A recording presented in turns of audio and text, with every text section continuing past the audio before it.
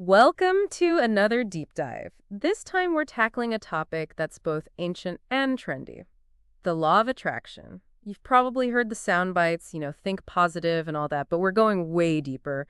We're going to explore how this idea pops up across different spiritual traditions and what it actually means to manifest your reality. What's fascinating is how this idea kind of weaves through history. It's not just some modern self-help thing. You can find hints of it in ancient philosophies. And it really took off in the 19th century with that New Thought movement. But today, we're zeroing in on the spiritual side, looking at how different traditions make sense of this, well, powerful concept. So someone's tuning in and they've never even heard of this law of attraction thing. What's the core idea? Basically, it's the belief that your thoughts, even your emotions, they kind of have this magnetic power. Like attracts like. You focus on the positive or the negative, you're going to pull those experiences into your life. So it's not just about happy thoughts. It's about what? This whole energetic alignment manifestation. Exactly. Okay, let's get into it. We've got a bunch of articles and websites about applying the law of attraction, specifically within, spiritual practices. First up, Christianity. There's that verse in Mark 11:24. It says, "Believe that you have received it, and it will be yours." How does that tie in? Well, that verse really gets at the power of belief, which is like the heart of the law of attraction. It says that if you truly have faith in something, it's more likely to happen, almost like your belief sets things in motion. It's like that saying, faith can move mountains. But Christianity isn't the only tradition that touches on this idea. Hinduism, with that whole karma thing, seems to echo these principles. Yeah, absolutely. Karma is the idea that every action has a reaction. What you put out there, you get back. That lines up with the law of attraction. Your thoughts, your actions, they create this ripple effect, shaping your reality. And Hinduism also really emphasizes that power of the mind and visualization, using that to make your desires reality. So your intentions, your actions, they're like sending out these signals that affect the reality you experience. It's not just what you do, it's what you think and feel. Exactly. Okay, so we've got Christianity, Hinduism. What about Buddhism? They have a unique way of looking at this, right? Oh, for sure. It's fascinating how they view the mind as like the architect of reality. It's all about your thoughts, your intentions. They have the power to literally shape your experiences, lead to very specific outcomes. And they have certain practices that tie into this whole thing, right? Definitely. Things like mindfulness, right intention, they're very aligned with what the law of attraction teaches. Right intention, it means cultivating good, wholesome thoughts and motivations, ones that, are in harmony with your spiritual goals. So even though Buddhism might not explicitly talk about the law of attraction, it's woven into their core teachings about the mind and reality. It's interesting how these ideas keep, popping up. But let's move away from specific religions for a second. What about New Age spirituality? How does the law of attraction fit in there? The New Age, they often embrace the law of attraction as like a central idea. It's all about personal empowerment, harnessing those universal energies to achieve what you want. It's about realizing your potential, using the power of your thoughts and intentions to create the life you want. So it's like taking these ancient ideas and putting them in a more modern, self-driven context. Which makes me think about all those celebrity stories. People who credit their success to the law of attraction. Any that come to mind? Jim Carrey, his story is a classic example. He was visualizing his success way early in his career, even wrote himself like a $10 million check. Years later, he earns that exact amount for Dumb and Dumber. Makes you wonder, is it just coincidence or was there something more going on? Like he planted that idea in his mind and eventually it became reality. But is there any science behind this? Or is it just, a nice idea? There's actually growing scientific interest in how our thoughts might shape our reality. Neuroscience is suggesting that focused thought, visualization, it can rewire our brains, literally. So this isn't just some mystical mumbo jumbo. There could be a real neurological reason for this. How does that work? Okay, so when you keep focusing on a specific thought, image, whatever, you're strengthening certain pathways in the brain. It's like training your brain to spot opportunities that match those thoughts. So if you can picture a goal clearly, you're basically prepping your brain to recognize those possibilities in real life. Exactly. Dr. James Doty, he's a neurosurgeon at Stanford. He's talked about how visualization can embed goals in our subconscious So our brains are more ready to see those opportunities when they come up. Wow, that's fascinating. It's like creating a map in your mind and your brain starts following the path you've laid out. Okay, we've done some history, we even touched on some science. But let's get practical. How can someone start using the law of attraction in their spiritual life? What are the first steps? I'd say one of the most common suggestions is to begin with meditation and visualization. It's about quieting the mind. Then picturing those spiritual results you're after, like you're creating a blueprint, a clear image of what you want to attract. So say someone wants a deeper connection with their faith. Could they meditate on that feeling, visualize it, and trust that the universe will help them get there? That's the idea. But it's not just wishing. It's about making your inner world match your spiritual goals. And that brings us to another big one, gratitude. I've heard so much about gratitude, not just in this context, but, well, for everything. Where does it fit in with this spiritual take on the law of attraction? Gratitude is like this magnet for abundance. When you focus on what you're grateful for, your energy shifts. You move from lack to abundance. It's like saying to the universe, hey, thanks for what I have. I'm ready for more good stuff. So it's not just about feeling good, it's about aligning yourself with, well, that flow of abundance that's always out there. You got it. Okay, that makes sense. Another technique I keep seeing is affirmations. What are those exactly? How do they work with all this? Affirmations, they're positive statements. You repeat them to yourself either out loud or in your head. It's about reinforcing good beliefs, getting rid of negative thought patterns. So if you're struggling with, say, self-doubt, fear on your spiritual path, you might use affirmations to remember your inner strength, your connection to, well, something bigger. Exactly. You're consciously choosing to focus on the positive.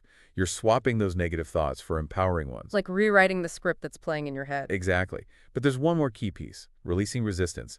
It's about finding those deep-seated negative beliefs, the ones that might be blocking your spiritual progress, and letting them go. That's where things get tough, right? We've talked about all these positive practices, but what about those shadows, the doubts, the fears, those beliefs that can mess things up?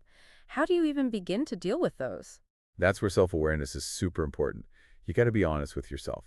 Examine your beliefs, see which ones aren't helpful anymore, then actively work on changing them. It's like decluttering your mind, clearing out the old to make room for the new. Exactly. You're creating space for positive changes to happen. This is all starting to come together. We've got meditation, visualization, gratitude, affirmations, and then that equally important work of facing those shadows, letting go of what's holding us back. It's a holistic approach. You're aligning your inner world with what you want spiritually and clearing out those blocks that might be getting in the way. This has been eye-opening. We've covered so much already, from the history of the law of attraction to actually applying it in a spiritual sense, but there's still more to explore. Oh, definitely. We've barely scratched the surface. So join us for part 2. We'll dive even deeper into practical techniques, rituals you can use to make your spiritual practice stronger and, well, manifest your deepest desires. Welcome back. Ready to go even deeper with the law of attraction and, well, spirituality.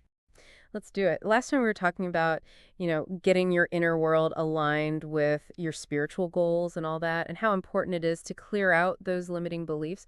What about some specific techniques, things people can actually use to, harness this law of attraction stuff for their spiritual growth? One thing that popped up a lot in our research was this combo of meditation and visualization.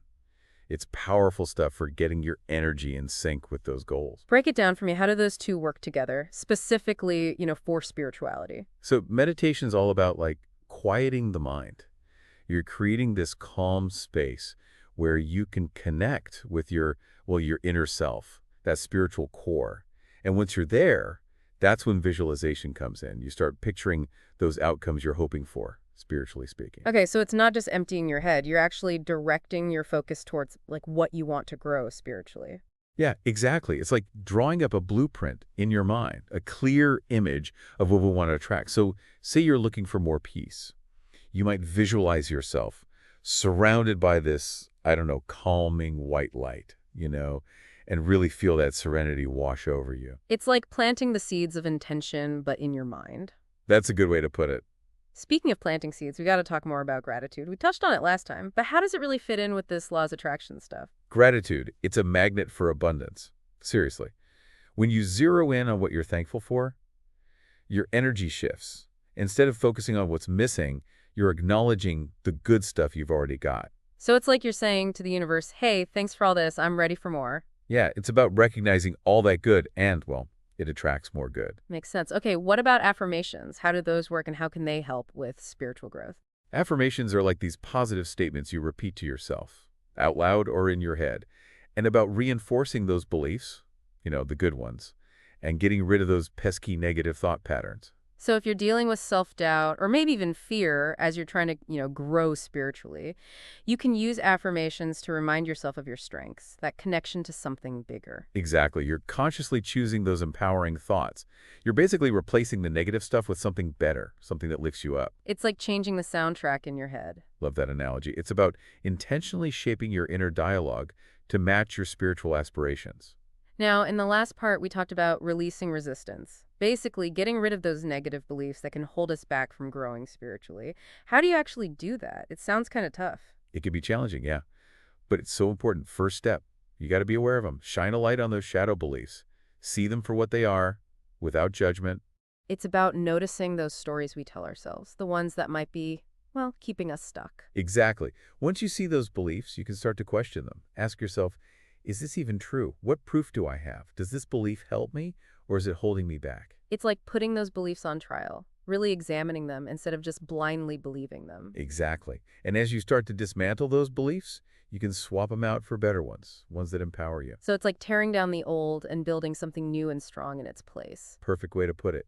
You're choosing beliefs that support your spiritual growth. Okay, this is making a lot of sense. We've got meditation and visualization, gratitude, affirmations, and this whole releasing resistance thing. They all work to get us aligned with, well, the spiritual energy we want. Are there any specific practices, like rituals or something, that people can do in their everyday life to keep that good energy flowing? Oh, absolutely. The trick is to find what works for you, what feels right, what resonates with you, and then make it a habit. Even little things done daily can make a big difference over time. Give us some examples, like what rituals could people try out? A really easy one is starting each morning with a few minutes of gratitude.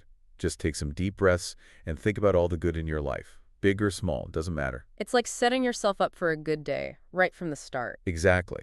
And then, before you go to sleep, try writing down 3 things you're grateful for that happened that day. It ends your day on a positive note. Okay, love that one.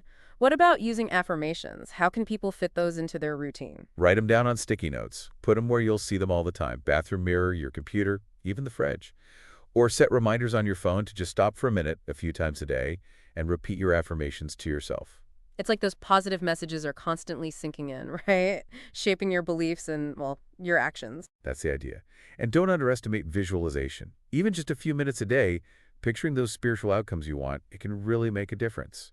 Imagine yourself meditating, feeling connected to something bigger, sending out love and compassion to others, whatever it is you're hoping for. So use your imagination to create a clear picture of what you want to experience. Exactly. The more you use your senses in that visualization, the more powerful it becomes. This is great stuff. Simple things that can fit into anyone's schedule. It's not about finding hours of free time. It's about those little moments throughout the day that can help you grow spiritually. Totally agree. And these are just a few ideas, of course.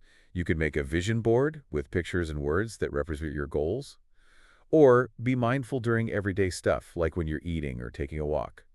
Lots of possibilities. It's about making those little choices, the small changes that can have a big impact on your spiritual life. And remember, it doesn't have to be perfect. There'll be days when you forget or life gets in the way. Just keep coming back to these practices. Keep nurturing that spiritual connection. And trust that the universe is there to help you along the way.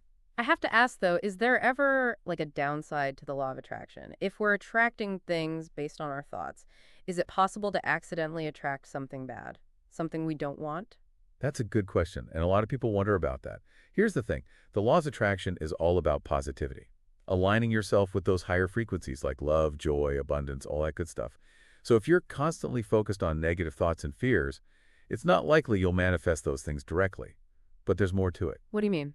There's this idea in some spiritual traditions called the shadow self. It can influence what we manifest. It's like if we're not aware of our shadow beliefs, those hidden fears, resentments, insecurities, they can kind of come out in unexpected ways. So it's not about attracting bad stuff directly. It's more about those hidden beliefs creating blocks or obstacles on your path. Yeah, that's it. Say you have this deep-seated fear of failure. You might subconsciously sabotage your own success, even if you consciously want it. Or if you're holding on to resentment towards someone, it might show up as conflict or negativity in your relationships. Like those hidden beliefs are attracting experiences that match that same energy. So what can we do about it? While you're not going to manifest some specific bad thing just by thinking about it, it is important to pay attention to your shadow side. and do some work to heal those wounds. That way they don't create problems in your life. Therapy can help, journaling, shadow work, anything that helps you see those hidden beliefs and change them. Sounds like being self-aware and doing that shadow work are key to making sure the law of attraction doesn't backfire. Absolutely. It's about taking responsibility for all parts of yourself, the good and the not so good, and bringing them all together to create a whole, authentic you. This has been an awesome deep dive. We've talked about the history, the spiritual side, how to actually use it, even those potential pitfalls. The law of attraction is clearly a complex thing, something worth thinking about and, well, exploring further. Back again for our final deep dive into the law of attraction. And, all the spiritual connections, we've covered a lot, history, practical stuff, even dipped our toes into the shadow self. Yeah, it's been quite a journey exploring this whole concept. As we wrap up, I want to bring in one more source. Adds a really interesting layer, I think, especially when we're talking about this from a spiritual angle. Oh, always up for new perspectives. What is it? We've talked a lot about, aligning your wants with a higher purpose, and this source really gets at that. It's from Nina Amir. She's an author, a coach, writes about finding the law of attraction within Judaism. That's a different angle. Haven't seen much about that connection before. Her main point is really interesting. She says for this manifestation stuff to really work, you have to create for God. Like your desires need to match up with a bigger purpose, not just what you want personally. That makes sense, actually. It's not just about getting what you want. It's about, well, contributing to something bigger than yourself. Exactly. It's like a more selfless way of manifesting. She even suggests ending visualizations, even prayers, with this phrase. This or something better is now coming to me for the highest good of all concerned. I like that. It makes sure whatever you're putting out there, it's aligned with the greater good, not just, selfish ambition. So taking all this in, what are the big takeaways here for our listeners trying to make sense of the law of attraction, specifically the spiritual side of it? Well, I think the biggest thing is this isn't some magic trick to get whatever you want without lifting a finger. It takes work, intention, and a willingness to really look inward. It's not a cosmic vending machine. You can't just put in your wish and get a prize. You got to meet the universe halfway. Exactly. And approaching this from a spiritual perspective, it adds this whole other level of meaning. It's about connecting your goals to something beyond yourself. Like, what are you here to do? How can your desires actually serve something bigger? It's finding that place where your personal wants and that sense of purpose, that bigger thing, they come together. That's it. And I think that brings us to our final question for everyone listening. Do you believe your thoughts have the power to change your reality? Big question. One that each person has to answer for themselves. But if you do believe it, well, what positive things are you sending out into the world today? How are you going to use all this understanding of the law of attraction to create a reality that's good for you? Good for everyone. Hope this deep dive has sparked some ideas. And remember, the journey, well, it never really ends. Keep searching, keep asking those questions, and keep growing.